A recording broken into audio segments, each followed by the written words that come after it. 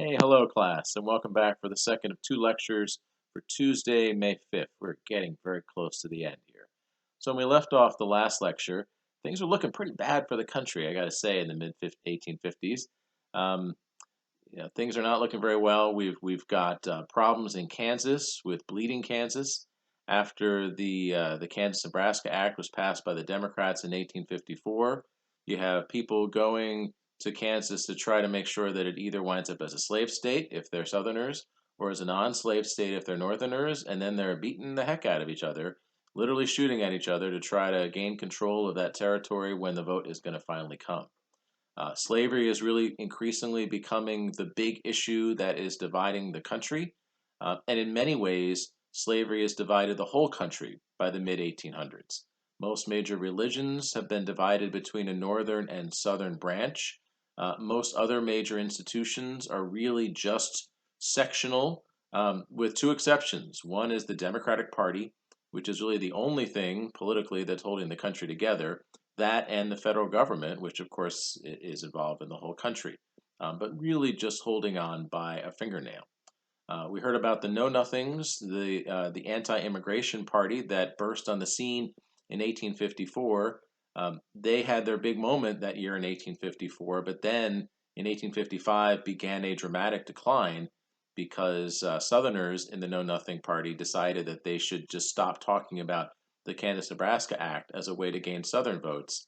And as it turns out, by 1855, Northerners who were opposed to slavery, who also didn't like immigration, had another place to go, which was the Republican Party, which had been founded in 1854 by former Whigs and former Democrats in the North who opposed slavery, but who were especially opposed to the Kansas-Nebraska Act.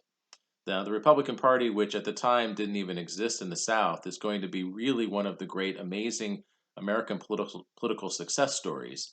But they have to get themselves going. They've just been organized in 1854. They're only in the North. Um, it came out of the Midwest and will expand from there with an ideology that opposes slavery but is not abolitionist. Abolitionists, for the most part, are not political in the same way. Garrison, as we saw, is not interested in politics.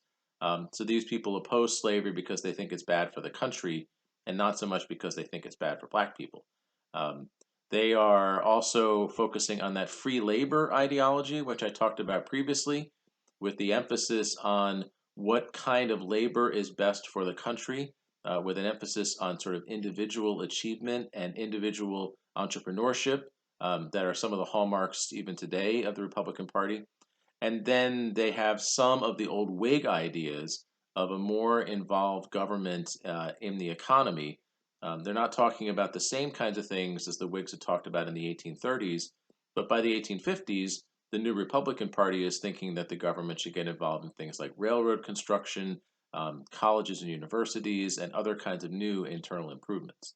So, Republicans are there as an alternative, and many former Know Nothings in the North fled the Know Nothings and went to the Republicans, and the Republicans continue to grow. As we'll see, they're going to be really dramatically successful in a short period of time, but not immediately. It's going to take them a little while to get themselves started. So, you've got a country that is really teetering on the edge. The thing I want to point out, though, is that it is obvious to us that the Civil War is coming.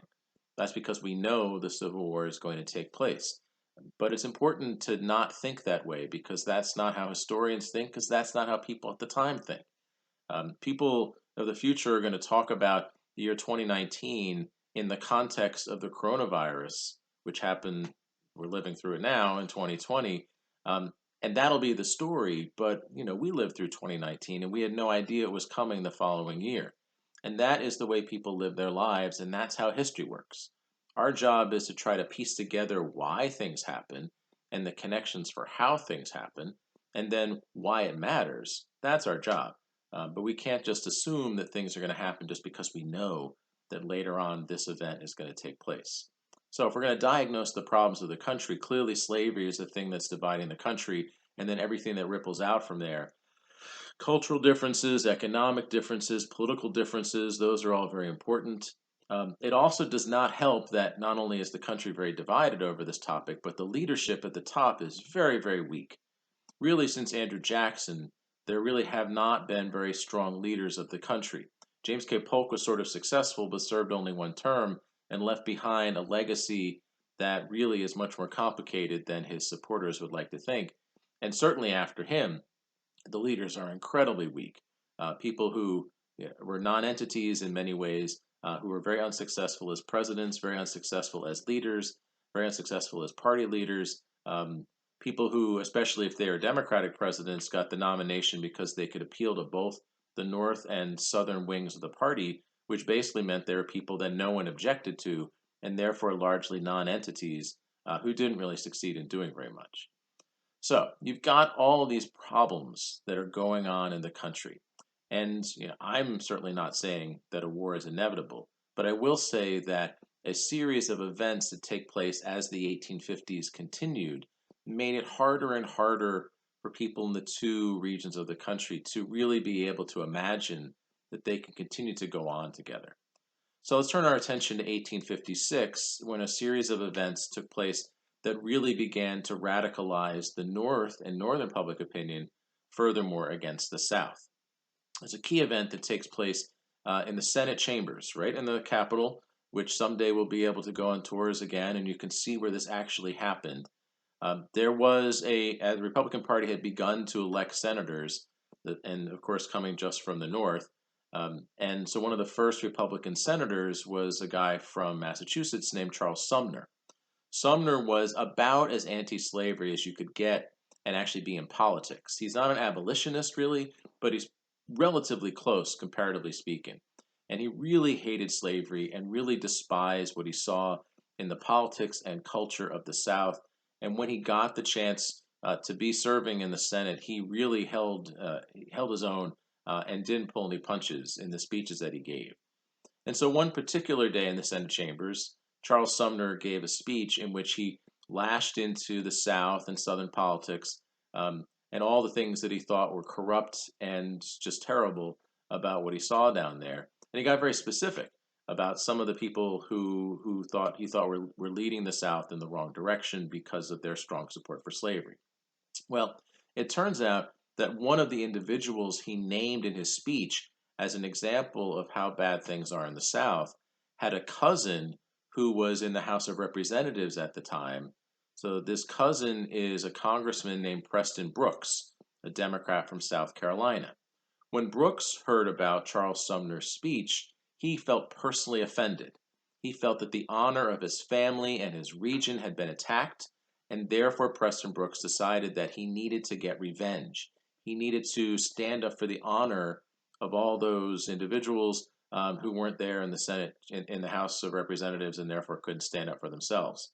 So, after hearing of the speech, Preston Brooks went the next day to find Charles Sumner, who was sitting in his Senate office, which in those days is just the desk that the senators sit at when they're not doing anything else. They're just sort of sitting at these large wooden desks that are nailed into the ground of the Senate, I guess because they were worried the senators would steal them when nobody was looking.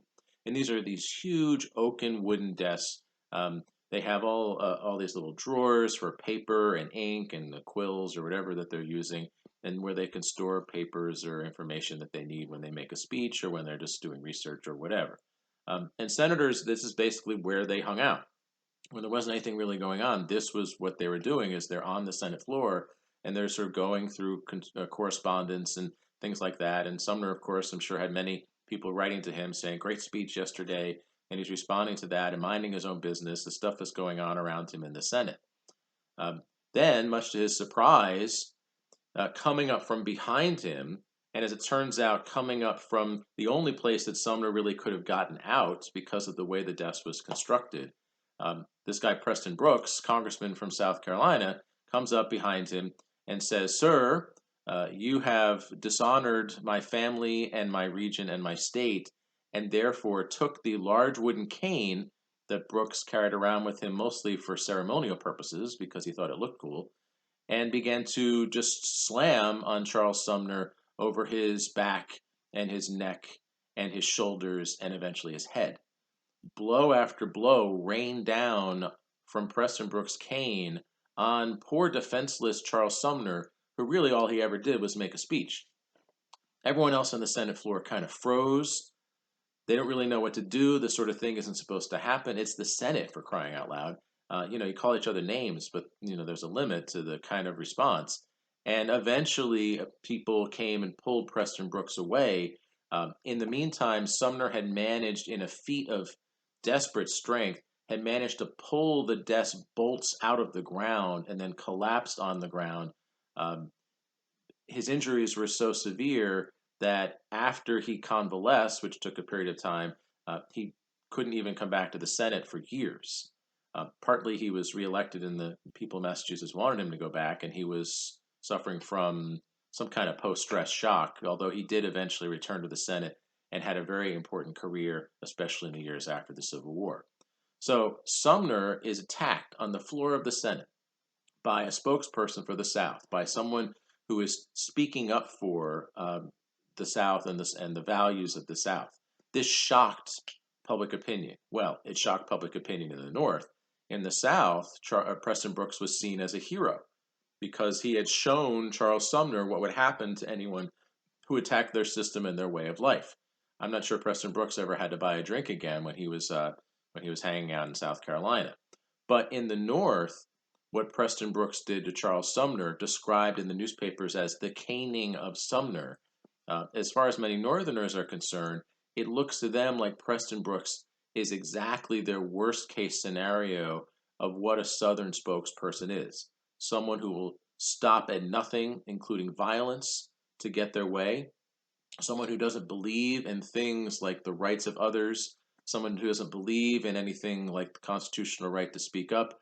Someone who will attack a fellow elected official who is supposed to be just there supporting the Constitution and doing the job that his constituents had him there to do. Uh, Tremendous shock in the North as they read about the caning of Sumner. And it turns out, by coincidence, that many of the Eastern newspapers, the same edition that they had the story of the caning of Sumner, on the same front page, people are reading about the latest outrage that was going on in Kansas. So, Kansas, as I said, was bleeding Kansas. There are pro slavery people and anti slavery people, and they're going at it. It's a violent tit for tat kind of violence that's going on all throughout the few years when Bleeding Kansas was at its peak. And the way Kansas was settled is that pro slavery people established settlements. Usually they're near the Missouri border because many of them were just coming directly across the border from Missouri. And then anti slavery settlements were established by people from the North, some of whom had been hired by abolitionists to move there, and others who moved there just because of their own consciences. And they're basically trying to stay away from each other, but then they would attack each other from time to time, especially when they got a little bit too close to each other. So the largest anti-slavery settlement was the town of Lawrence, Kansas, which is where the University of Kansas is today. And in 1856, a group of pro-slavery Kansans decided that they were going to make an example of the town of Lawrence, and they launched an attack on the town, their goal of which was to burn it to the ground. So they launch this attack. There's a lot of guys with guns who ride into town. It's just like a movie almost. And they fire shots into the air and give everybody a little time to get out. Anybody who's willing, who wants to stay, is risking their lives. There's a shootout that takes place briefly, but then after that, because they have the advantage of surprise, the pro-slavery people then just begin to burn the town down. And that is their goal. They want to wipe the town of Lawrence completely off the map because to them it's a symbol of the thing they're fighting against, and they're hoping that they can use their attack on Lawrence as a way to send a message to all the other anti-slavery people in Kansas. This is going to happen to you next. In northern newspapers, this attack on Lawrence, this destruction of the town of Lawrence, was referred to as the sack of Lawrence.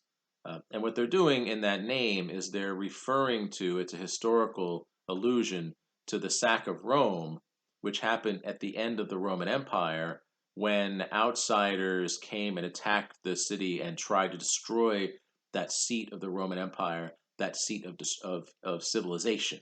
Um, and so by calling it the sack of Lawrence, Northern journalists are trying to give the sense that the pro-slavery Kansans who attacked Lawrence and destroyed it were acting as barbarians, were acting as vandals, were acting without any kind of moral center. Um, and so these two events, which actually didn't happen at the same time, Lawrence was attacked about a week before Charles Sumner was attacked, but communication was slow.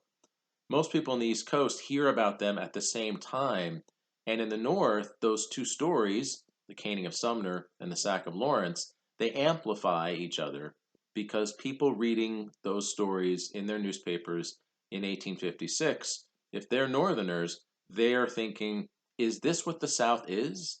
Is this what Southerners do? Will Southerners stop at nothing, including violence, to get what they want? And if that's who the South really is, and if that's how the South is going to act, how can we continue to be in the same country as them? How can we continue to think of ourselves as all working on the same thing together? Those two events go a long way toward radicalizing a lot of Northern public opinion because it seems to a lot of people in the North like these guys, they're just crazy. And how can we think of them as our brothers is really the question. Well, with that context, the election of 1856, the presidential election of 1856, which presidential elections, as I said previously, a lot of times presidents don't matter that much in the 19th century, but the elections often matter a lot because they are an opportunity for the country to kind of choose a direction. In this one, given the context, which is Bleeding Kansas, which is the rivalry between the sections over the spread of slavery, and given the violence that has happened in Kansas, but also on the floor of the Senate, given that context, it's not surprising that slavery is really the big topic in 1856. So there's three candidates for president in 1856. The Republicans wound up nominating former Democrat and former war hero from the Mexican-American War. Hey, it worked once before for the Whigs. They nominated John C. Fremont, who is a famous explorer, had been a Democrat, and so they hoped that that would get some Northern Democratic votes. And Fremont runs on an anti-slavery platform. The Republican basic stance is we believe that slavery should not expand. So taking that free soil point of view that the old Free Soil Party had gone for. The Democrats had a tough time deciding who they were going to nominate. They went back and forth. There's a lot of big possibilities. Probably the most important guy in the party at this point is Stephen Douglas, but he's incredibly unpopular in the North because of the Kansas-Nebraska Act, and therefore is persona non grata as a possible candidate. In the end, they settled on a compromise candidate, a guy named James Buchanan. Buchanan was a good pick for the Democrats in 1856, partly because of where he's from. He's from Pennsylvania, which straddles right on the Mason-Dixon line there and was going to be an important swing state in the election. He also can appeal to Northerners and Southerners because he is from the North, but he has a very pro-Southern point of view, a Northern man with Southern convictions, as many of the Democratic political candidates of the day tended to be.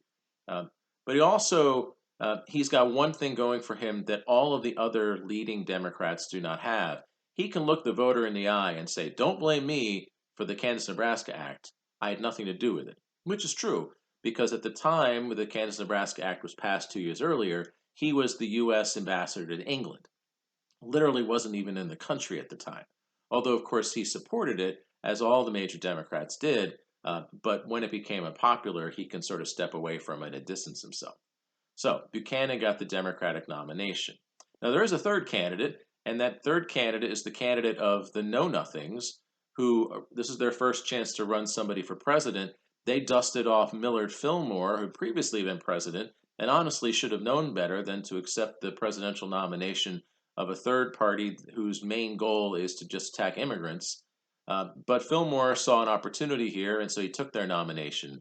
He really has no chance to win, but what he can do is he can stop the Republicans from winning because he was convinced Republicans, if elected, would destroy the country because he thought they were too extreme with their anti-slavery position. He totally ignored the Democrats, and instead, while he was running for president in 1856, he just attacked the Republicans and especially honed in on Republican presidential candidate John C. Fremont. And he gives the 1856 campaign a sort of weird twist when he announces that Fremont is secretly a Catholic, and therefore no good American could ever vote for the guy. And Fremont then has to deny that he's a Catholic. The evidence against him is that he was married in a Catholic church, but as he explains, that was when he lived in the western part of North America at a time when that was ruled by Mexico, and Mexico is a Catholic country. He got married out there, and you want me not to get married? That was the only church available, so I took what was available. But I'm not secretly a Catholic, and I deny the idea of me being a Catholic, and the fact that he even has to talk about it shows just how ridiculous a lot of the nativism and the anti-Catholicism is of this time. Um, Cost him some votes, this discussion, but in the end, really also doesn't do anything for Millard Fillmore's reputation, which is pretty bad. So, in the end, um, even with having to deny being a Catholic, Fremont could maybe have won the election of 1856. He came quite close, which is amazing given the fact that the Republicans don't exist on the ballot at all south of the Mason-Dixon line. There is today, of course, Republicans are everywhere in the country. But in their initial creation, they were just a northern party. So if they're going to win election, they have to win just in the north. Fremont came close. They've only existed for 2 years. They don't exist in the South. He almost wins election. If they had managed to win all the states that Fremont did win in the North, and then get a few of the border states, so he didn't win New York, New Jersey, Pennsylvania. He didn't win some of the upper Midwest, or the sort of the middle Midwest. If he had held on to just a couple of those, then he could have won the election and been elected president, which would be amazing because these Republicans have just gotten on the map. They barely exist, and here they are almost electing a president. Well, that didn't happen, and Fremont went back to doing his thing. But it does mean that James Buchanan is elected president and takes office in 1857. Now, I typically, at this point, say lots of mean things about James Buchanan because I think that you could make a case that James Buchanan is the worst president in American history, which is really bad timing. As I've said, one of the problems that the country has in this period is the leadership is very, very weak. James Buchanan is the exemplar of that, really a weak-minded individual who was not in any way equipped to help the country through this incredibly difficult crisis that it was in. In fact, Buchanan as president, when he did get involved in the major issues of the time, actually made things worse. But I'm going to say he's the worst president in American history because here's a guy who, when he was elected, the country was a certain size, and when he left, the country was breaking up. And if you can't keep the country together, then I think you have failed as a president. Well, let's see how that happens. So, early in Buchanan's presidency, there's a court case and court cases really they're not supposed to have anything to do with presidents. They're supposed to just sort of happen because of the court docket. But this court case came into the discussion that further inflamed the tensions between the North and the South. The focus of this court case is a slave, a man named Dred Scott. Dred Scott had been a slave who was owned by an army officer, and as is typical for people in the military, that meant that he traveled around a lot as he was stationed in different parts of the United States. At various times, while owned by this army officer, Dred Scott had been stationed with his owner, not just in slave states and slave territory, but also in free states and free territory. And then the owner died. The heirs, the people who are going to inherit the property of the slave owner, the heirs are not interested in owning a slave. It's not something that they have any interest in. So their plan is that they're going to give Dred Scott his freedom. And even after the owner dies, while they're working on that, they're going to let him live any way he wants to. So he has nothing to lose. At which point, a group of abolitionists who heard the story and thought that he could help them and not just help himself, but a lot of other possible slaves, because there were other slaves who had been taken to free territory, Dred Scott was encouraged to sue for his freedom. The logic being that since he had been taken to free territory, that he should have been free as soon as he entered those places, even though he was a slave and owned by another person and bought legally according to the laws of slavery in the slave states, once he got taken to these free territories and free states, that he should have been free. Now, if he succeeds in the case, then this will help other slaves who have been in a similar position, because then, in theory, that sets a precedent that other slaves can then sue for their freedom. They're going to need some help, of course, because they can't sue in court, but they might be able to get help from other abolitionists, and this might help other slaves down the line. So, Dred Scott, because he had nothing to lose, he was going to be freed anyway, sued in court for his freedom. The initial response from the courts was positive, but it got all the way up to the Supreme Court. And the Supreme Court at this point, you'll be glad to know, it's not John Marshall anymore. John Marshall had actually died in the 1830s. And so this is now, the Supreme Court is now ruled and had been run for the last couple of decades by the Supreme Court Justice, Supreme Court Chief Justice, who'd been appointed by Andrew Jackson after John Marshall died. So Jackson had appointed one of his top allies back in the 1830s, a guy named Roger Taney. Taney should sound familiar because Taney was a member of the Kitchen Cabinet and then later was the guy who, as Secretary of the Treasury, helped President Jackson remove the deposits from the Bank of the United States, and they got a lot of trouble with that. But now Jackson had rewarded him by making him Chief Justice of the Supreme Court. Well, that was in 1836. This is 1857. A lot of time has passed. Roger Taney is in the later stages of his career and didn't live that much longer after this part. Taney is from Maryland, so feel the Maryland pride. He is a slave owner and a very conservative guy. Had been very concerned about what he saw in the politics and the division of the country that was going on at the day. And so Taney saw, it's spelled Taney, pronounced Tawny. I don't know, 19th century. What can I tell you? Taney saw this court case with a very narrow issue really at hand, saw it as an opportunity to issue a broad decision the same way John Marshall had found opportunities to issue broad decisions that would have long-lasting effects.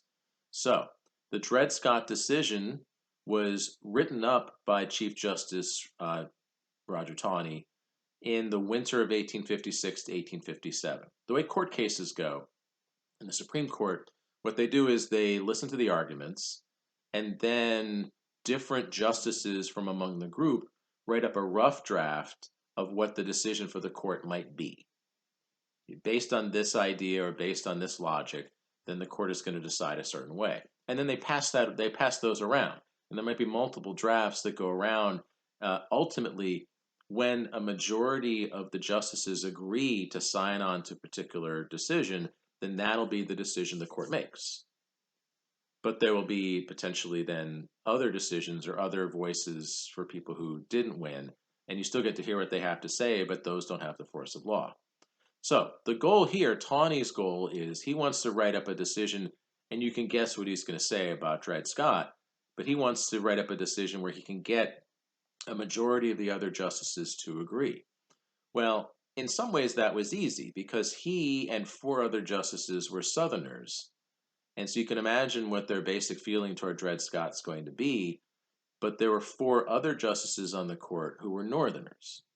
And in the initial passing around of the rough drafts of the Dred Scott decision, Taney was only able to get himself and the 4 Southerners to sign on, which means that's going to be the determination of the court, but he can't get the 4 Northerners to sign on, which means that although he's going to get the court to say what he wants, it's not going to have the same force. Because even though it's a majority decision that's that narrow, 5-4 vote, that sounds pretty close. If he can get one person on the other side to switch their vote and to join him and not go with the minority, a 6-3 vote, for some reason, just changing one vote makes a huge difference. 6-3 sounds like the court was pretty made up their mind. 5-4 sounds like almost like they flipped a coin. So that's what his goal is, to try to get somebody from the northern justices to come on board with him. Well, as it turns out, one of those 4 justices is from Pennsylvania.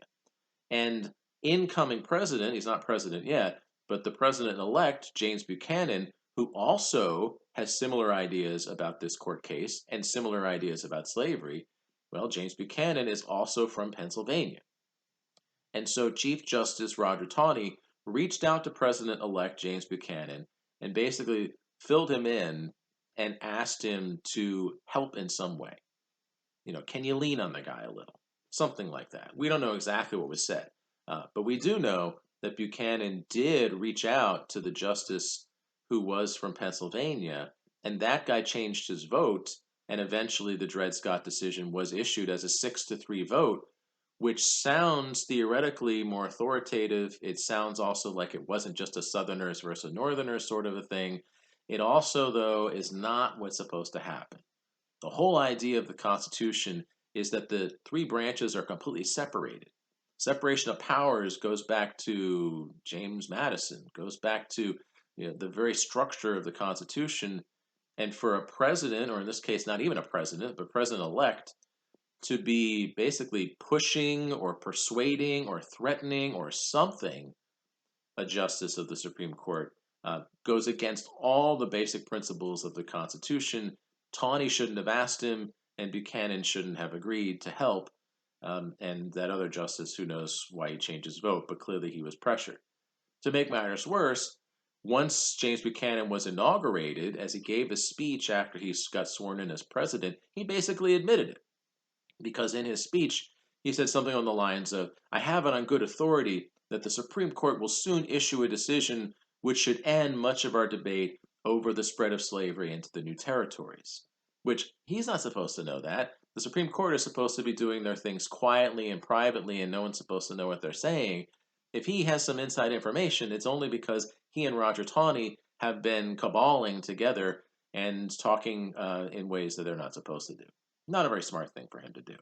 Well, the actual decision that's written by Chief Justice Roger Taney and that's issued a little bit later in 1857, the official name for the case is Dred Scott versus Sanford, but it's referred to as the Dred Scott decision.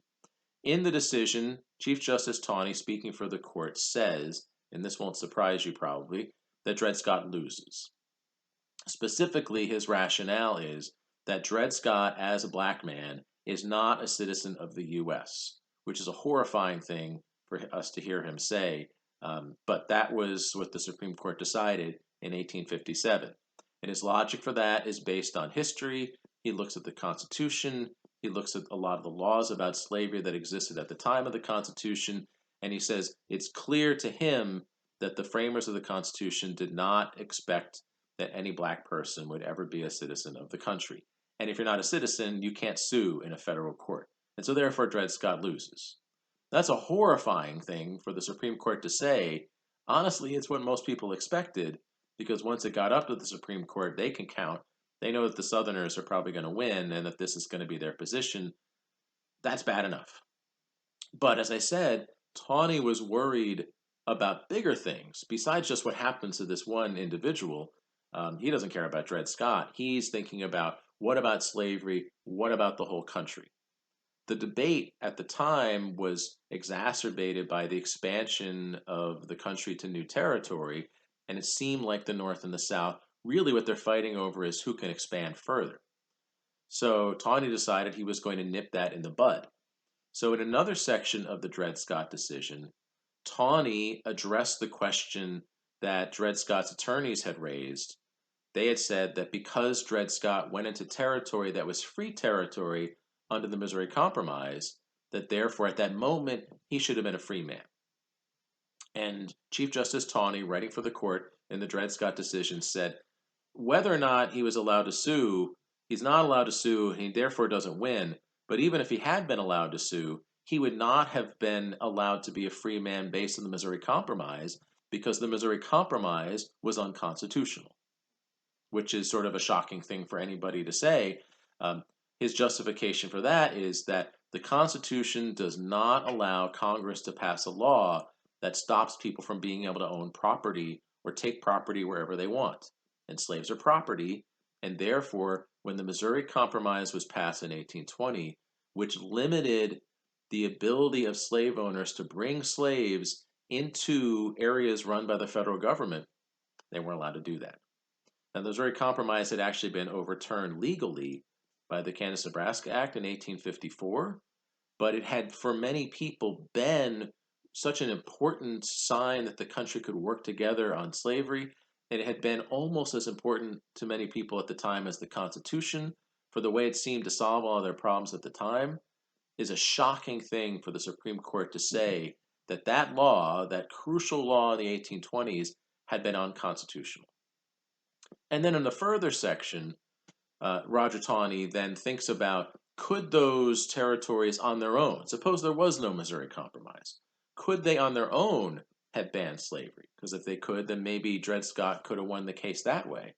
And in the last part of the decision, Chief Justice Taney says no, because no territory can outlaw slavery. The territories are created by Congress. If Congress can't stop slavery from being spread to the territories, then something created by Congress can't have a power that Congress doesn't have. And so, therefore, no territory can ever stop the spread of slavery into their areas. Once you're a state, you can do that. When you're a state, you create a state constitution and you can make up your own rules for your state. But in the meantime, while you're a territory, you can't. So, what he has tried to do is try to block anyone from saying that slavery can't spread into the new territories. This is clearly very heavily weighted toward the advantage of the South. And in the South, the Dred Scott decision is hailed as a major legal victory. In the North, however, it is responded to as a major disaster. And people who, for the last decade or so, have been talking about a conspiracy theory, what we call the slave power conspiracy, this belief that the powerful slave owners of the South had taken over the Southern governments and Southern economy, made everyone else there work for them, white and black, and now we're going to try to take over the whole country. Well, that had sounded maybe a little wacky in the late 1840s, but here in the mid 1850s, look what just happened. 5 justices, plus one northern guy who got his arm twisted, have just signed an agreement that those 6 people have just said the Missouri Compromise is unconstitutional and no territory can ever ban slavery. Meaning that theoretically, the slavery part of the country has now grown much bigger than the non slavery part of the country, whether or not the people there actually want to have slavery. That is a shocking, shocking thing. And in the North, the Dred Scott decision is met with complete and utter outrage. People are really, really mad at it. They're freaked out. They're mad at Roger Taney, and they're mad at the president because he clearly had something to do with this. And also, it's worth pointing out that this didn't solve the problem the way Chief Justice Taney thought it would. He thought that if you just sort of put a dot on the top of it and cross his T, that then that would be the end of the discussion because he had resolved legally whether slavery could expand. But he hasn't in any way solved the political or cultural or economic issues. In fact, he's really made the political issues worse. Because if you think about those different ideologies about slavery that I talked about previously, abolitionists, free soilers, Missouri compromisers, popular sovereignty, and the fire eaters, the middle of that discussion under the Dred Scott decision has now disappeared. Because free soilers have now been told by the Supreme Court, you can't succeed because you can't stop slavery from spreading into new territories. Missouri compromisers, the theory that you sort of just draw a line through new territory and divide it into slavery and non-slavery areas, they've just been told by the Supreme Court, you can't have your way either. In fact, the Missouri Compromise itself was unconstitutional. And even the popular sovereignty point of view, the belief that people living in the territory could vote to decide whether they want to have slavery or not, that position has also just been eradicated, at least as a legal idea, by the Supreme Court because they've just said that people in a territory can't vote to exclude slavery, which means that you can still hold those positions. Stephen Douglas is still going to say he believes in popular sovereignty, but the court has said that you can't actually do popular sovereignty or those other positions, which means that the whole middle of the debate is basically gone after the Dred Scott decision. And so I'm not saying that after the Dred Scott decision that everyone in the North is suddenly an abolitionist, but everyone in the North has few other places to go, and they're heading away from that middle. And I'm not saying everyone in the South is suddenly a fire eater, but again, there's nowhere intellectually where they can go. And so they're heading in that direction. And what this decision does is it further polarizes the two parts of the country over this issue of slavery. So the Dred Scott decision didn't accomplish any of the things that Roger Taney wanted, and in fact made things worse for Taney and Buchanan's hope that it would sort of move them past the slavery issue. It very much did not. It made things worse. Now, in the immediate aftermath of the Dred Scott decision, after it seemed as if slavery was supposed to now spread everywhere, the pro slavery people in Kansas decided this was their opportunity. And so, as I said, there were pro slavery towns and anti slavery towns. A group of pro slavery advocates in a town called Lecompton, and that's not Compton, by the way, which NWA is straight out of. This is Lecompton, completely different place. Lecompton, Kansas, which was a big pro slavery town, they announced that they were going to write up a draft of a state constitution. Enough people live in Kansas, they can petition to become a state.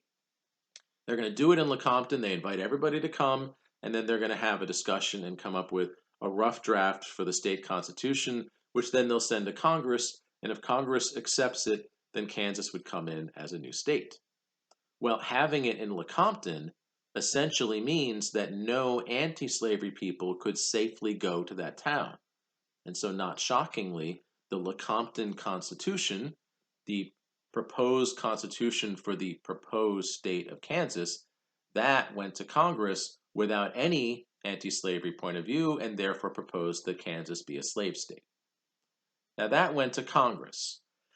And the members of Congress from the North were utterly outraged when they heard the story about how it was passed, that it didn't in any way reflect any point of view of people who were opposed to slavery, of whom there were a lot, and probably were a majority of Kansans at that time. And so the Lecompton Constitution seemed to them clearly to be utterly bogus.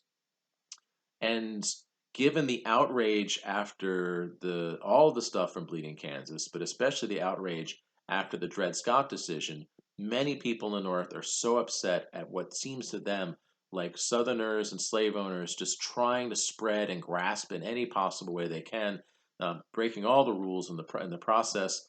It's clear that you can't be in Congress and vote for the Lecompton Constitution if you live in the North. There's no way you'll get reelected. You're doomed. Now, the President Buchanan, strongly supports the Lecompton Constitution. Doesn't bother him that it really only reflects part of the people in Kansas's point of view because it's going to help spread slavery, and he is pro-slavery despite being from the North. But most other Northern politicians feel otherwise, and even Stephen Douglas felt that he had no chance to be reelected the following year unless he helped stop the Lecompton Constitution from being passed. So, in the big debate in 1857, whether or not Kansas would be accepted as a slave state, Douglas led a number of Northern Democrats against the Lecompton Constitution. They allied with Republicans and other Northerners who opposed it, and ultimately they defeated it.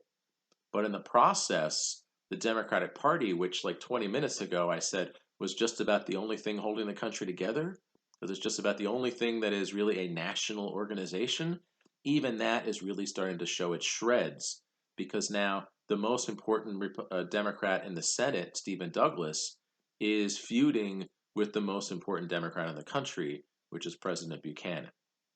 So, not totally destroyed, but falling apart. That did help Stephen Douglas's effort to run for re-election the following year, because by stopping Kansas, at least in the moment, from becoming a slave state, it helped some people get over the fact that really it's all his fault in the first place. If he hadn't pushed the Kansas-Nebraska Act, they wouldn't be in this trouble. So it positioned him well for the possibility of re-election. He's up for re-election the following year.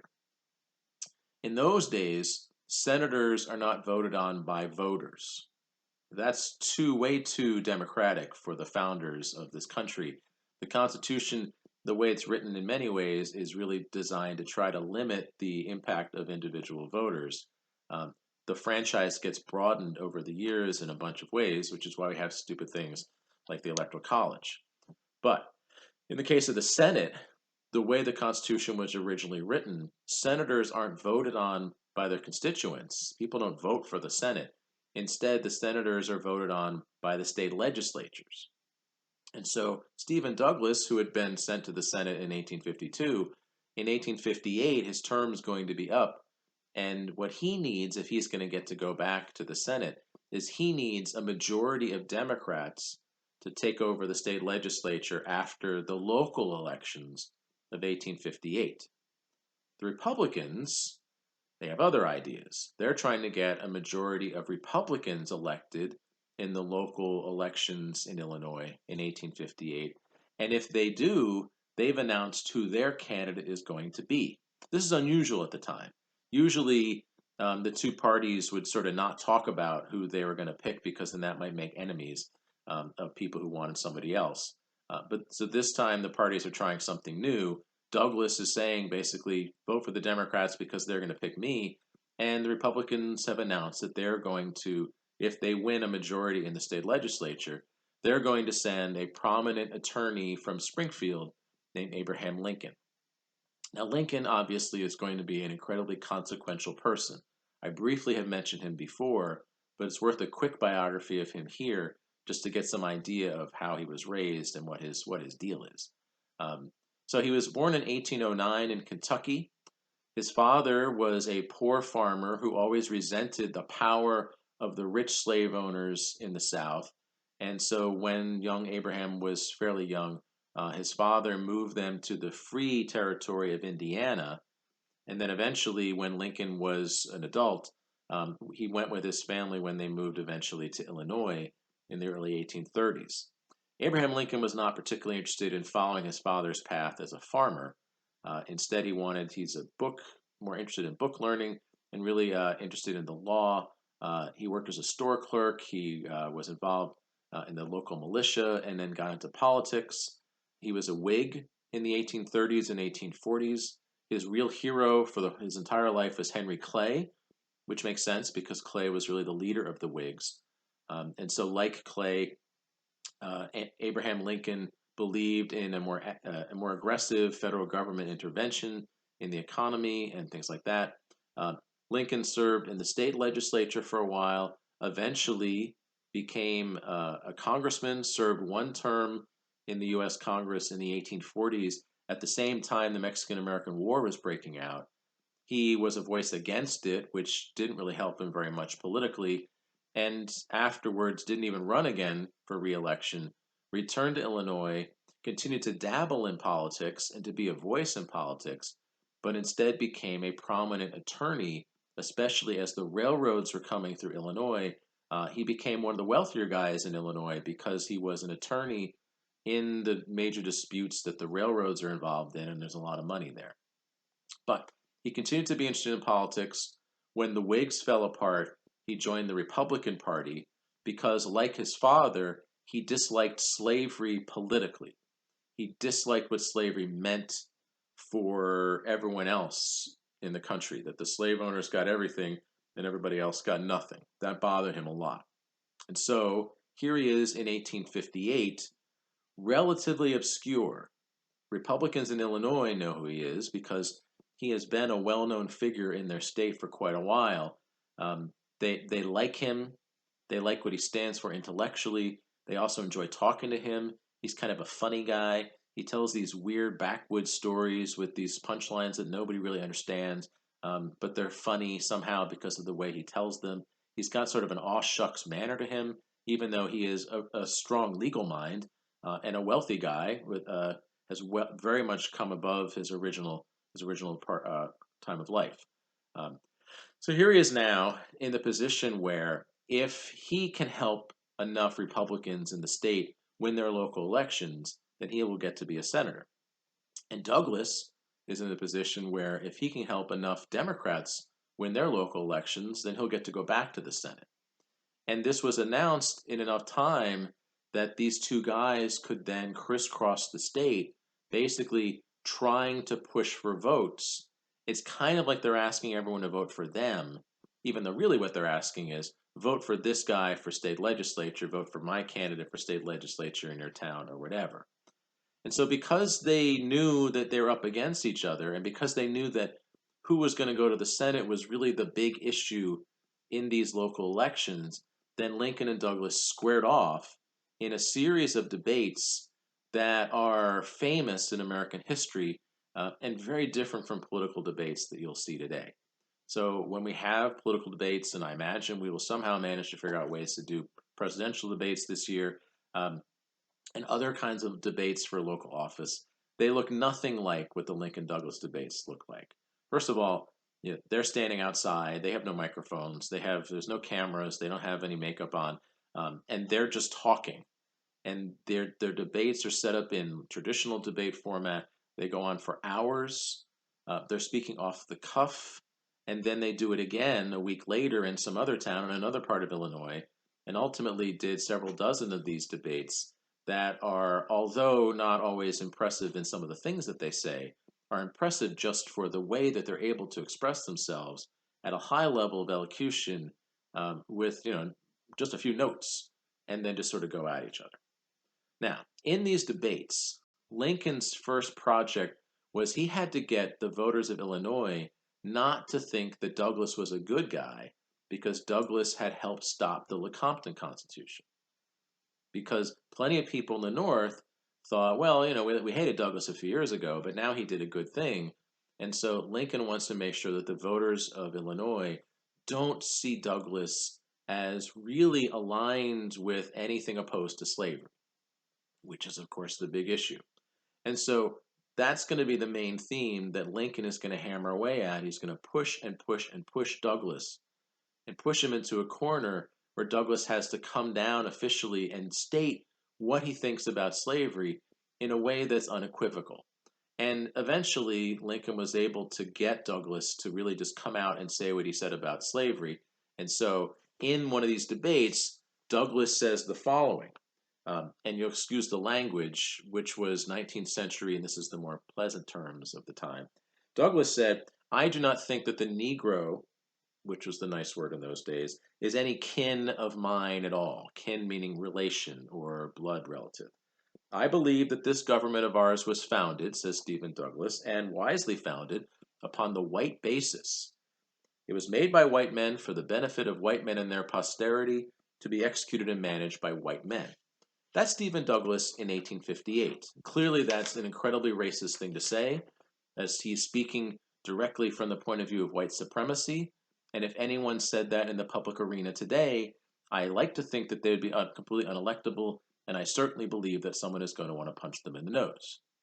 But Stephen Douglas said that to great applause in 1858 because what he said there, that the races are not equal and that white people are superior to black people, when he says that, he speaks not just for what white Southerners believe, he speaks for what many white Northerners believe.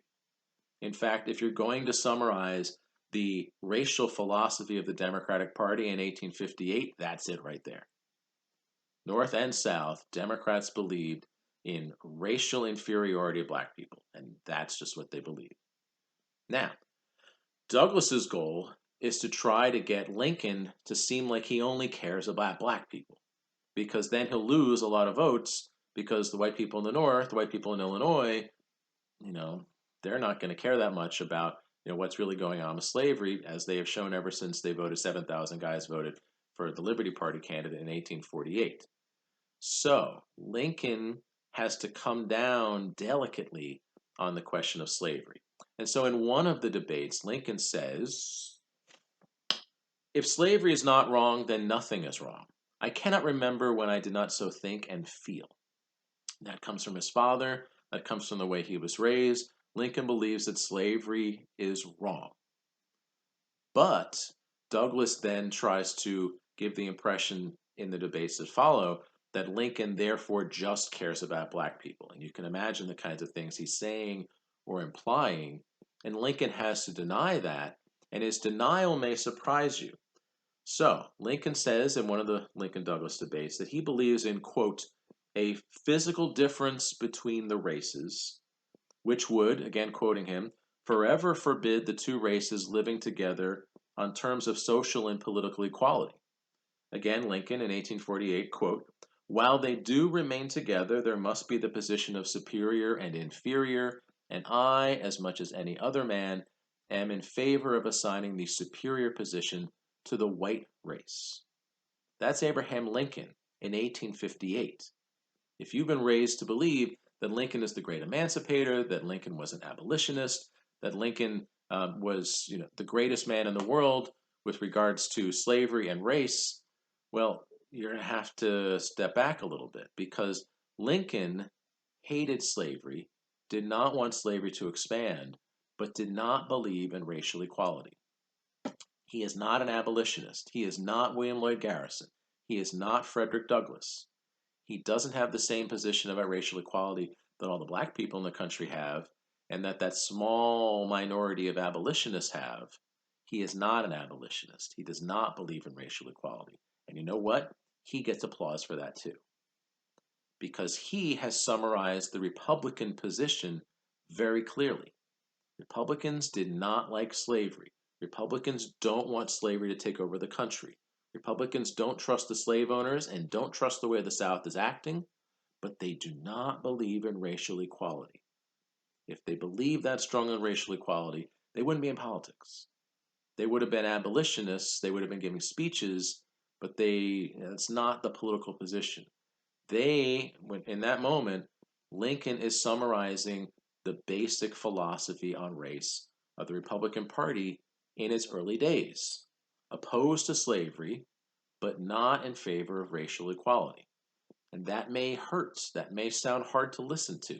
Certainly what Lincoln just said, if you said that out loud in the public debate today, again, that's white supremacy, and he probably deserves to get, somebody should come up and slap him in the face. But in 1858, when he's saying these are things that people are saying and believing. He is very much at the center of the public discourse among the white people of the time.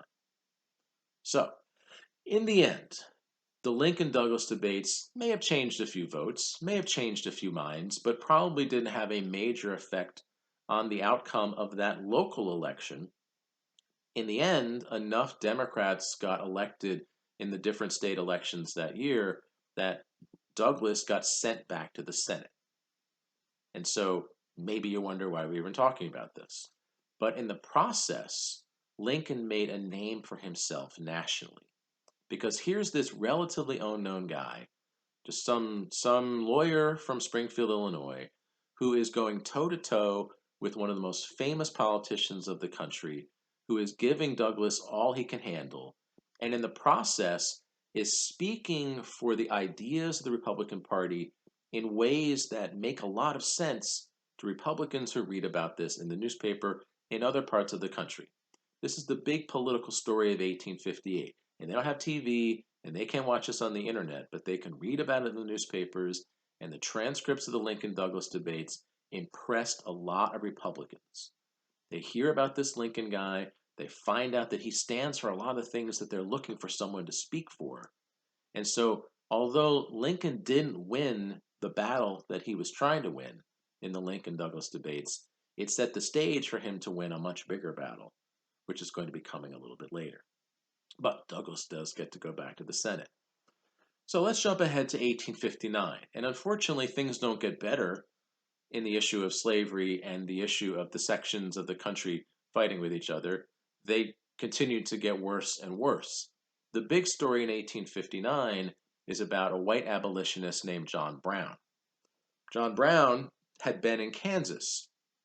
As I said, there were a lot of abolitionists who had gone to Kansas to try to make sure that Kansas didn't turn into a slave state after the Kansas-Nebraska Act. And so he had been there. He'd been on the scene. He had moved his family there. He's got a large family, and they're farmers and abolitionists, and he's trying to be an inspiration to the other abolitionists, and he believes very firmly that slavery is wrong and slavery is evil and slavery must be fought. And therefore, when Kansas is bleeding Kansas, this guy's in the middle of it. After the sack of Lawrence, he and some of his family members and some of their friends went in revenge for the sack of Lawrence to a nearby pro-slavery community and killed a bunch of people in revenge. It's worth pointing out those people hadn't been at the sack of Lawrence, but that didn't matter that much to him. He's looking for revenge for the destruction that pro slavery people had enacted on the anti slavery town of Lawrence. So he is a zealot. He has strong, powerful beliefs that are predicated on his ideas, his religious ideas connected to anti slavery, but he is also more than willing to use violence to get the ends that he is looking for. Well, after the Lecompton Constitution was voted down by Congress, a lot of the pro slavery people realized that Congress was probably never going to let them be a slave state. And a lot of them wound up going back to Missouri, which is safely for them a slave state, which basically meant that someday Kansas will be allowed into the US as a state, but it will have a non-slave and anti-slavery constitution. So bleeding Kansas stops bleeding quite so much after the Lecompton Constitution, which for John Brown meant that it got a lot less boring, a lot more boring. And he had, of course, gotten used to fighting for his beliefs. So after things quieted down in Kansas, John Brown came up with a new idea, an effort to bring the attack on slavery not just in this sort of proxy war in Kansas, but directly to the slave owners. So he traveled to New England, the heartbed of the Second Great Awakening and the real strength area of abolitionism, and sat down with prominent abolitionists, including some like Frederick Douglass, who he knew well, and others who were wealthy, who he's trying to talk into a plan. Douglass heard the plan and thought that although he liked the end result, which was anybody who's doing anything about slavery, he liked that idea, but the overall idea of the plan made no sense to him and he backed off. But other abolitionists, white abolitionists, wealthy abolitionists who believe that slavery and what's going on is essentially going to require some sort of extreme steps. They listened to what John Brown had to say and were impressed enough that they helped bankroll what in the end was an incredibly risky and even suicidal mission. How did he succeed in getting these people to believe what he had to say? We've reached the point where we can actually see photographs of the people that we're talking about. Um, Photography was an invention of the 1840s, basically. And so prior to this, on any pictures you have, they're going to be drawings or paintings in some cases well after the fact. But now you can actually see what these people look like. And John Brown, there are photos of him, and you can tell just looking at the man that he is an impressive guy, maybe a scary guy. He had this piercing look, and he held himself as if people who spoke to him said, as if he was an Old Testament prophet. They felt that he was almost speaking with the voice of God, like an Old Testament prophet, like a Jeremiah or someone like that, who would rage against slavery and seem so righteous in his ideas that he just impressed people, especially those who were already predisposed to think slavery was bad. So, John Brown, his plan is that he is going to raise a small army, in the end, just a couple of dozen people, because that's all they could put together. And then the plan is to bring the attack on slavery down to the South. As he lays out the plan, what he wants to do is he wants to go down to Virginia and then try to distribute weapons to the slaves of Virginia that they will then use for an anti slavery uprising that he hopes will begin to spread and will eventually lead to slavery just being completely destroyed. So, to get those weapons, his plan is to attack the government facility in Harper's Ferry, Virginia. I mentioned previously, way back before the Constitution, that the government had established two national arsenals. One was in Springfield, Massachusetts, which Daniel Shays and his men attacked. The other southern one was in Harper's Ferry. Well, here it is. There are all these guns and other ammunition there. And so John Brown's plan is to attack that arsenal, which has guards, but they're not expecting anything like this. And then once they've got all those weapons, then to distribute the weapons among the local slave communities and then support those slaves in an uprising that would be the biggest thing that the South had ever seen. That's the plan. And it impresses enough of the abolitionists in the North that they're willing to support it, and they give him some financial aid and help him, gather a few men. Most of the people he brings with him are friends of his or family members who already were followers of his dating back to Kansas. So in 1859, John Brown and his men attacked that federal arsenal in Harper's Ferry, Virginia. And it's not West Virginia yet, that happened later. And they were able to take over the arsenal, which was defended, but lightly defended. And then they have all this military apparatus, which they're supposed to distribute to the slaves in the nearby communities. But here's where the plan really doesn't work, because Brown had made no effort to communicate with any of the slaves in any of the nearby plantations or towns or whatever. It's not clear that he ever really intended to do so. He doesn't then take the guns and ammunition and then leave the arsenal. He just stayed there, giving the state militia time to come back to get reinforcements and to attack again. And so he and his men are just sort of inside this arsenal. They got a lot of weapons, but they're surrounded and then eventually defeated by the superior forces of the state militia. Some of the people he's with die in the fighting. John Brown himself survived and then was put on trial in the state of Virginia, and they accuse him of treason. The punishment for what he has done will be death. He doesn't speak during the trial, but once he's found guilty and they pronounce the death sentence on him, they give him a chance to speak in the courthouse to explain himself.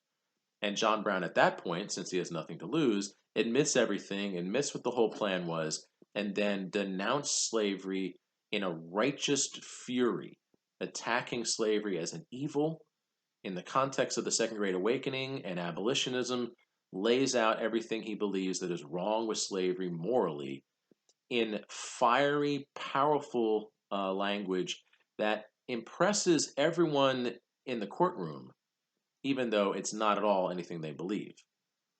The governor of Virginia, himself a slave owner, of course, is there and is so impressed by what John Brown has to say.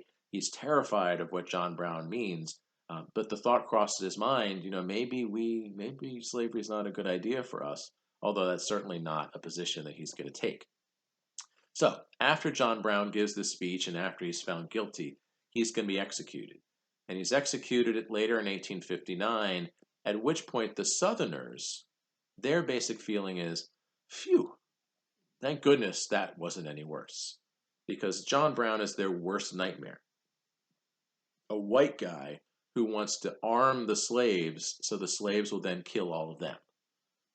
They are desperately afraid that their slaves are trying to kill them or want to kill them at any moment anyway. And now the idea that somebody from the North is going to help the slaves do that, that terrified all of the white Southerners. And they're glad John Brown is gone so they can try to move on with their lives. But the white Southerners are shocked to see how white Northerners respond to John Brown. Because the day that John Brown is executed, that day in many Northern communities, Boston, the seat of abolitionism, but also many other small towns and villages all over the North, that day church bells ring. There are church services and prayers. People have a moment of silence. Many people in the North respond to John Brown as if he was a good guy, as if he was a martyr, as if somehow he was right. And that shocked the white South. They can't believe it. Don't you guys understand what he was trying to do? He's trying to get us all killed. And the positive reaction to John Brown after he's executed by the government, that positive reaction in the North has a similar sense for the white South that the caning of Sumner and the sack of Lawrence did for the white Northerners. White Northerners back then said, "Can we live with these guys?" And after John Brown, and after people in the North support him publicly, pray for him, a lot of people in the white South think, can we live with these guys? Are they all crazy? Are they trying to get us killed? Are they all crazy, violent abolitionists? And John Brown and his crackpot attempt to create some sort of slave uprising, which never had much of a chance to get anywhere, has the unintended effect of further inflaming the tensions between the North and the South. Maybe that was his plan all along. Maybe he wants to be a martyr to the anti-slavery cause, but definitely had the effect of further separating the two parts of the country, emotionally, because the white South, a lot of them are like, we're done with you guys. You're all a bunch of crazy abolitionists and you're trying to get us killed. So that's your context as we jump ahead a year to the election of 1860. It's clear in many ways the only real issue that matters by 1860 is slavery and whether or not it can extend, whether or not this is going to be a country that is going to continue to support the ideas of slavery or whether it's not. And the election of 1860 is going to turn out to be the most important election in American history. Election of 1800 is a big one. We've had some recent elections that seem like important elections, and we'll have to sort of see how history tells that story. But I will say that the election of 1860 is the most important election in American history because the direct consequence of it is the Civil War. So that's kind of a big deal. So it turns out there's four major candidates for president in 1860. Republicans did nominate Abraham Lincoln.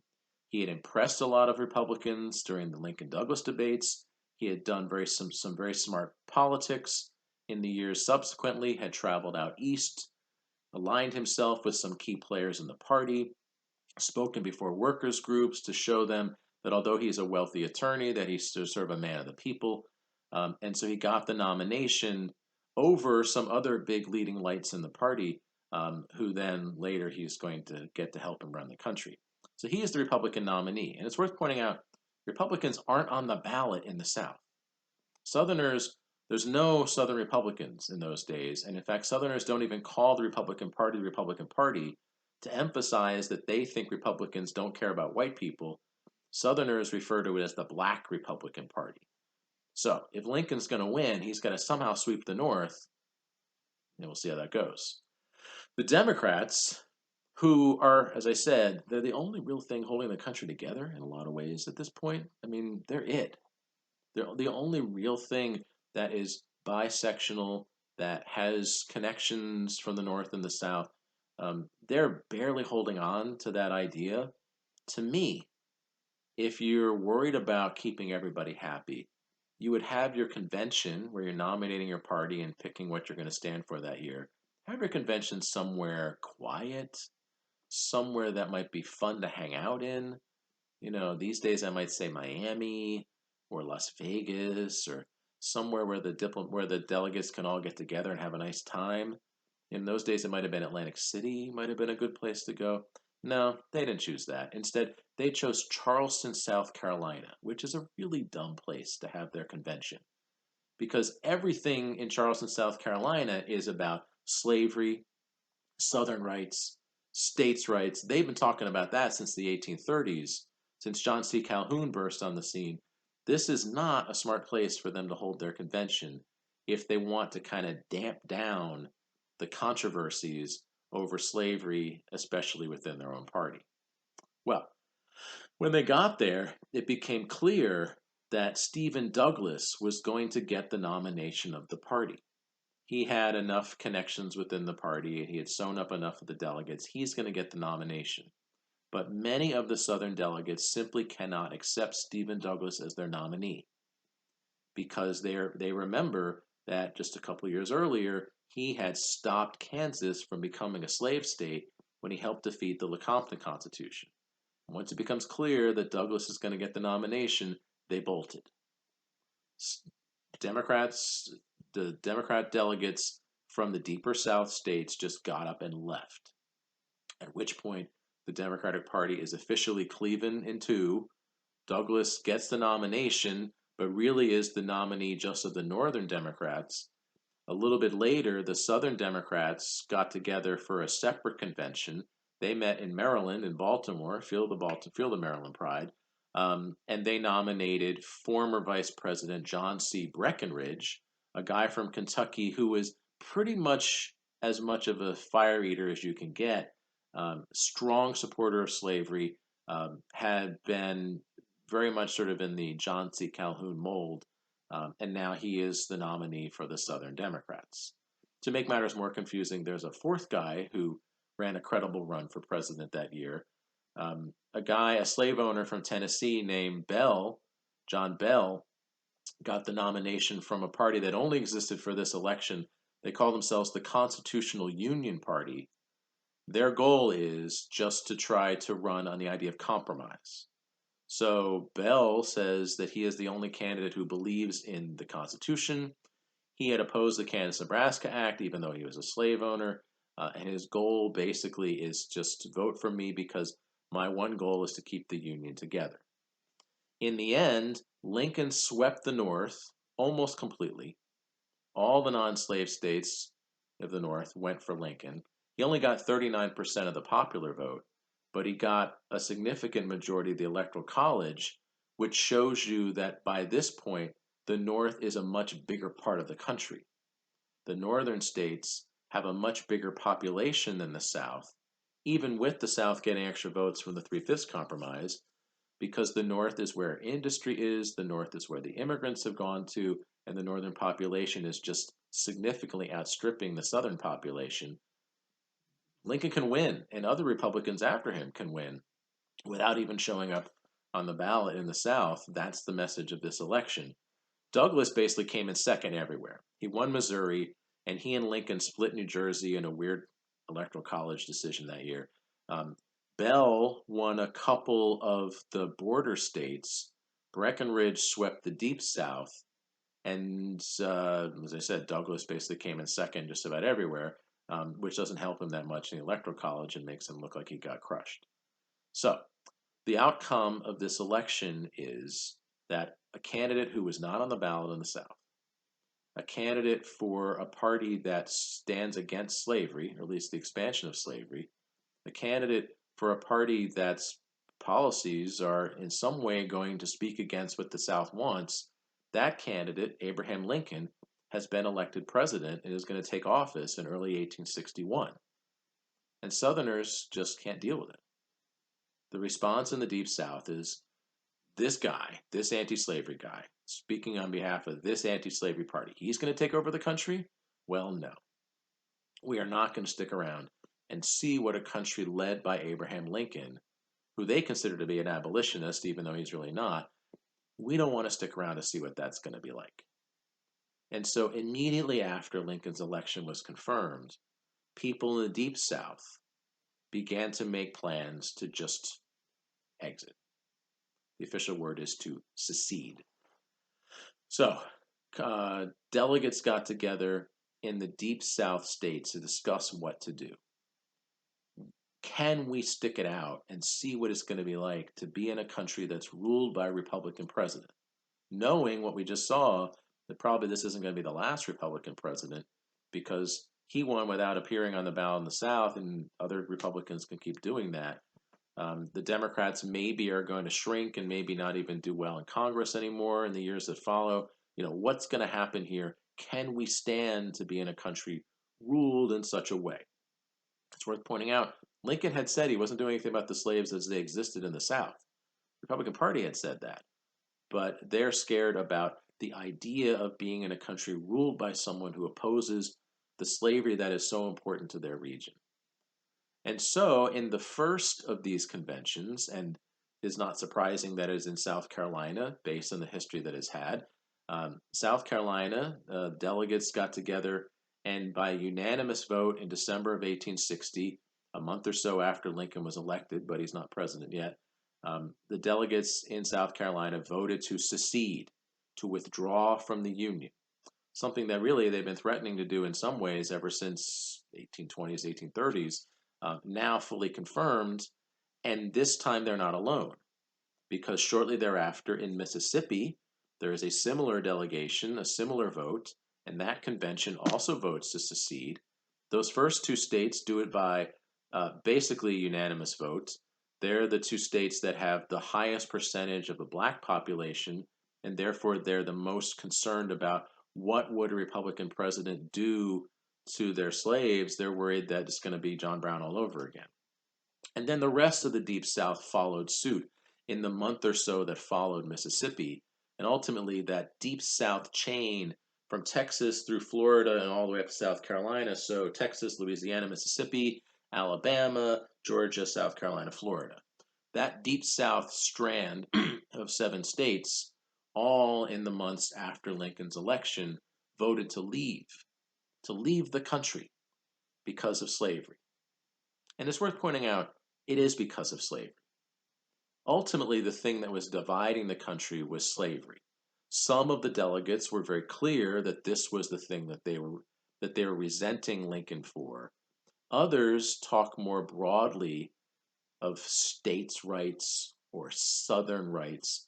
And you will hear people who are smart, people who are well educated, people who are probably trying to sell you something, who will tell you that the Civil War wasn't about slavery, that it was about states' rights, that it was about Southern rights, and something like that.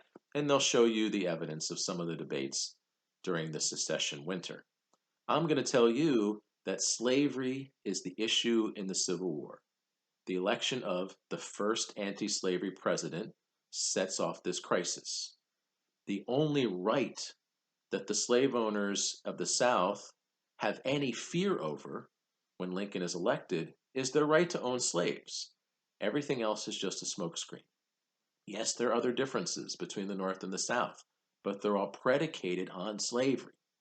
Slavery is the issue, no matter what anybody says, then or since. Those 7 states, once there's enough of them, 7 is enough to start a country. That's a sizable chunk of the country. They, in early 1861, met in Mississippi and declared themselves the Confederate States of America. They drafted quickly a new constitution for their putative new country, similar in many ways to the U.S. Constitution, although with stronger emphasis on states' rights and a term limit for the president. The first president, and will turn out to be the only president of the Confederacy, is a Mississippi fire eater who I've mentioned earlier named Jefferson Davis. So they are going their own way. That's their plan. They don't want to be in a country with an anti-slavery president. They're just not going to, they can't take it. Now, what about the rest of the slave states?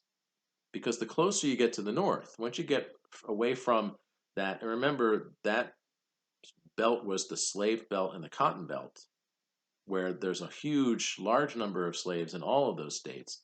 But the other slave states, where there isn't quite as much slavery, and when they are closer to the north, the other slave states responded to what the Deep South was doing, and they weren't quite ready for it yet.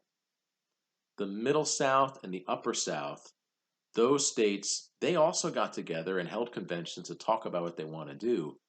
But their initial reaction to the creation of the Confederate States of America is they're not ready. This is too big of a jump for them yet.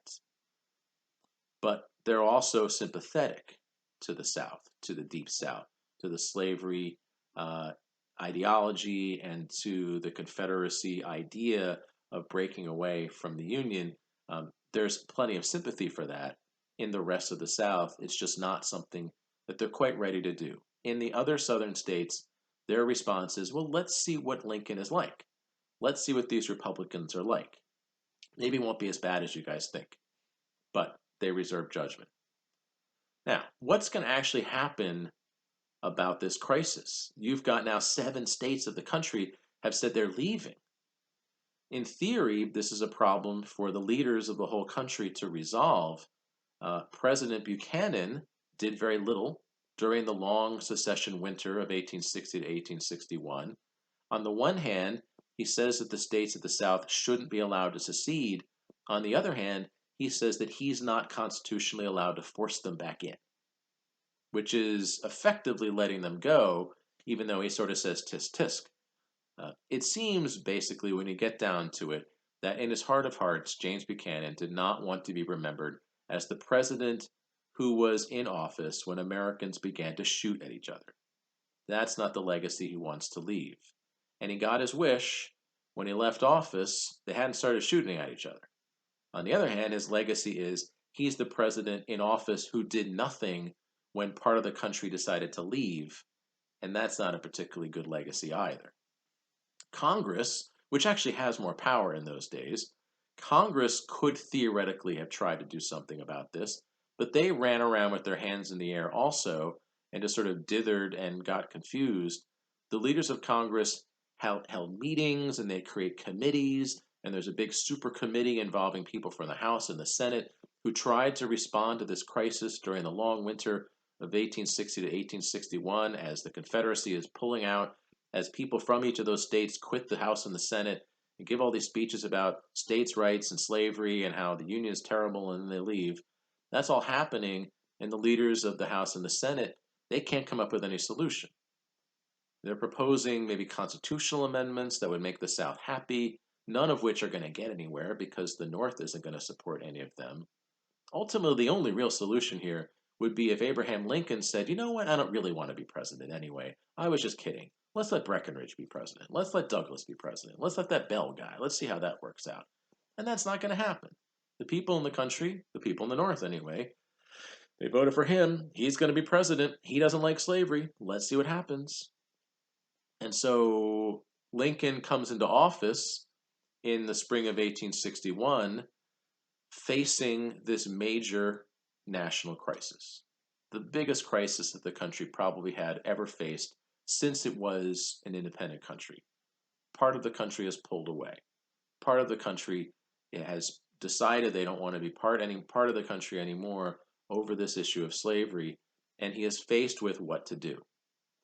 Now, every time one of those states pulled out, not only did their congressmen and their senators and any cabinet members who were from those states also resign and then go to join the Confederate government, where they're welcome with open arms, also any property of the federal government, any property of what I'll be calling the Union from here on, also that got confiscated by the local authorities in whatever state. So all the post offices and any other government offices, they all got confiscated by South Carolina and Alabama and Georgia and so forth.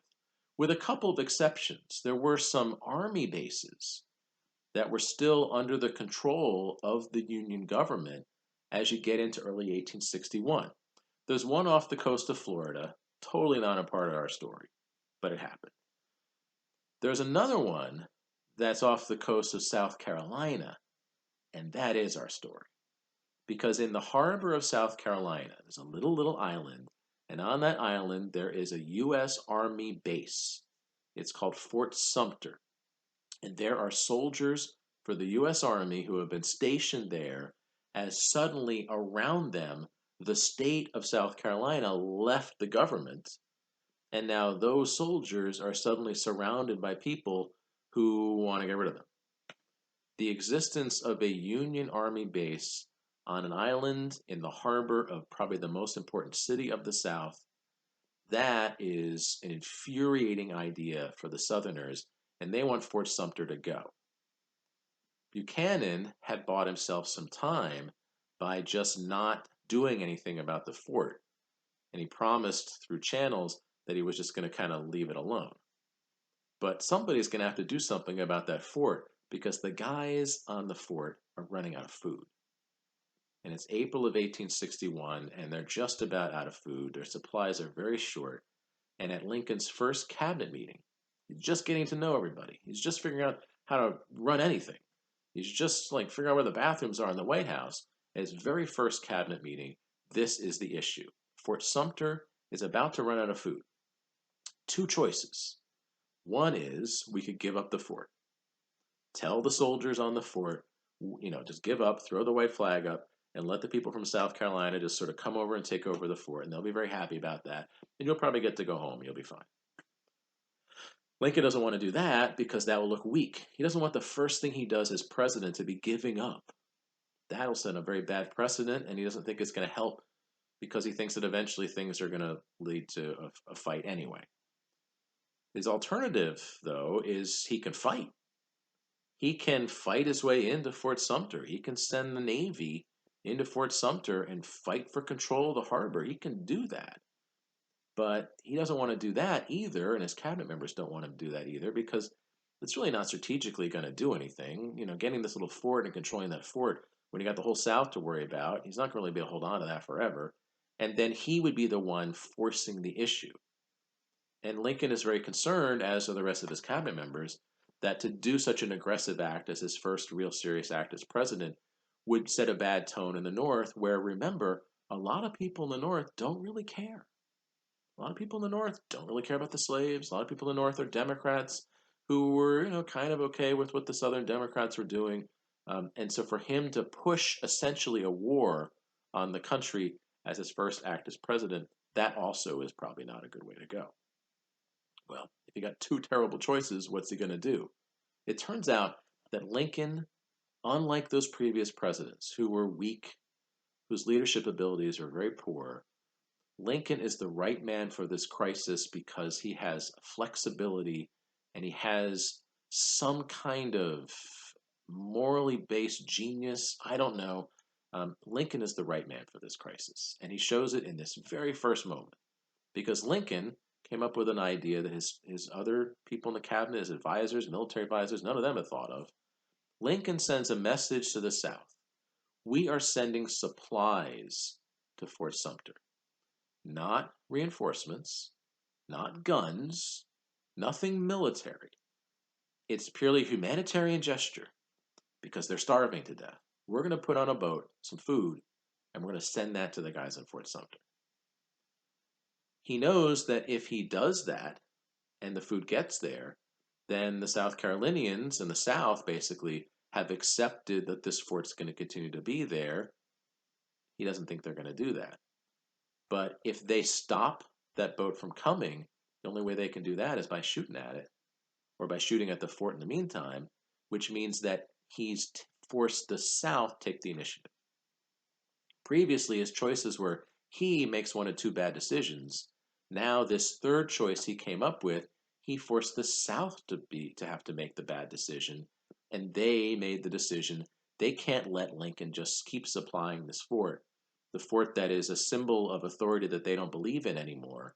And so, before the resupply mission can get there, in the early hours of April 12th, 1861, the South Carolinians just started attacking Fort Sumter, just bombarded it with cannons. The starving soldiers held out for a day or so, but eventually gave up, and the South Carolinians took over the fort. The guys in the fort eventually did get released and got to go back to the north.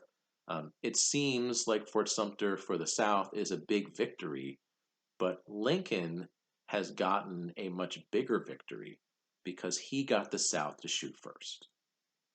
By forcing them into a corner where they had no choice but do something about Fort Sumter, he has forced the South to start a war by attacking Union forces, by attacking a Union fort.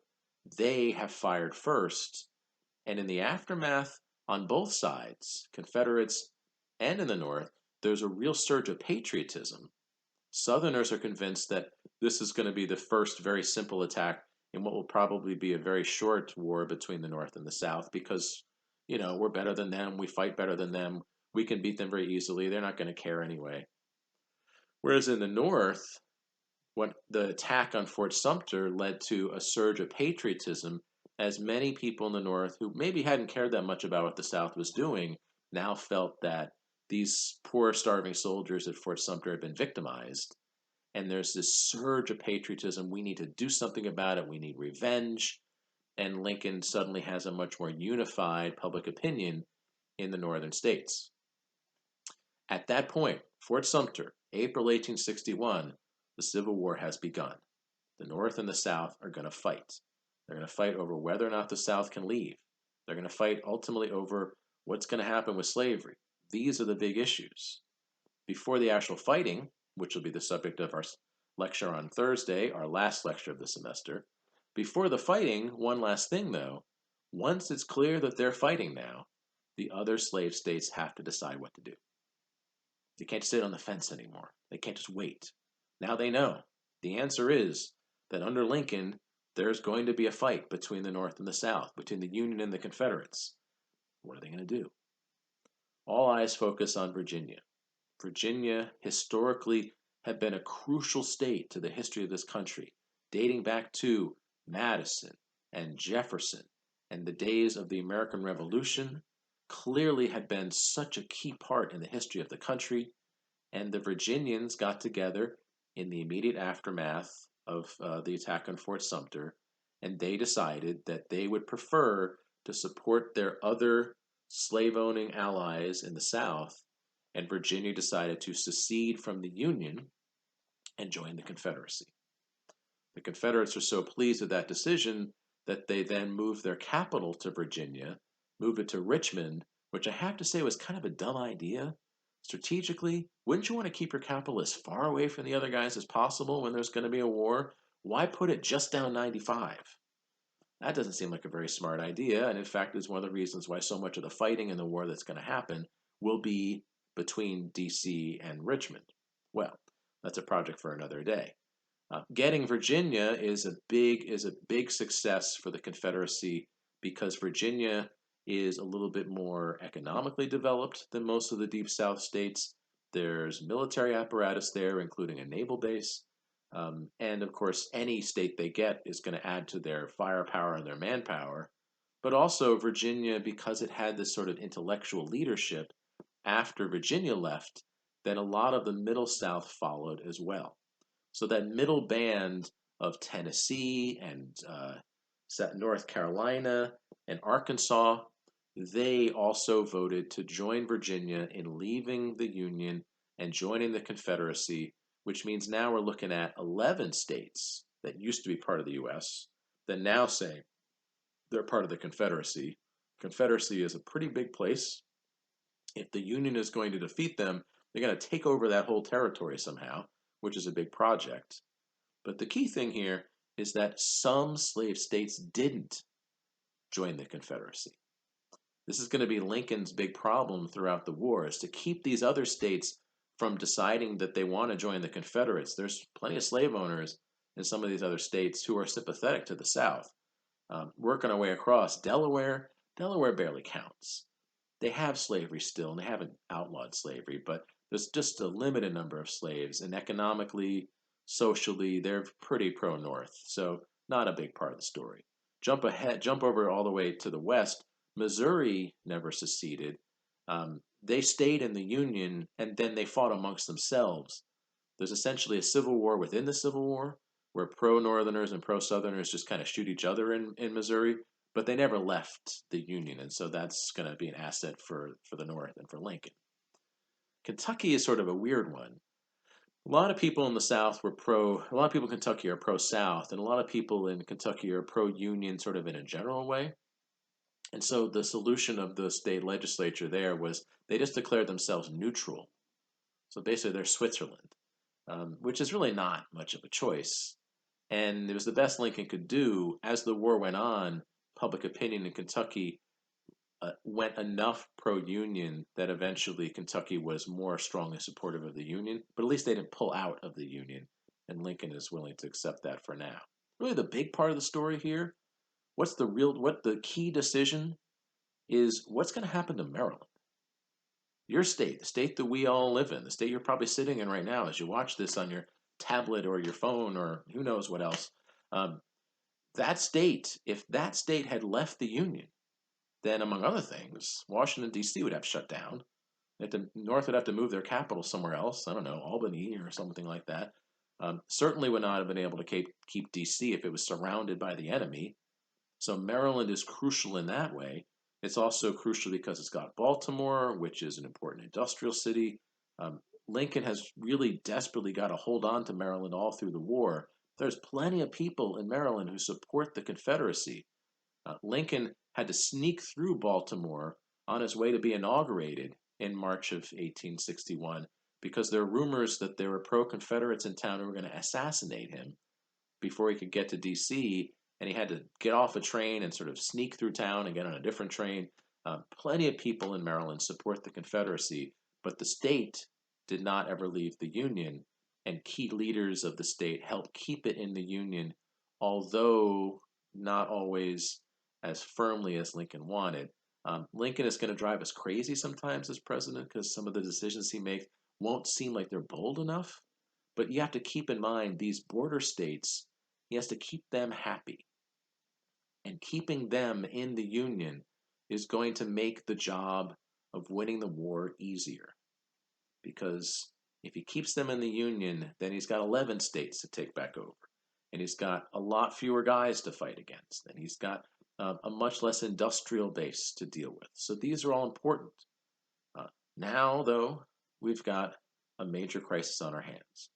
This election of 1860 was the spark for the final division of the country as the Confederates, that first wave and then the second wave, have created what they believe is going to be a separate country, a country that is defined by their slavery, and a country that is now going to try to fight for their independence.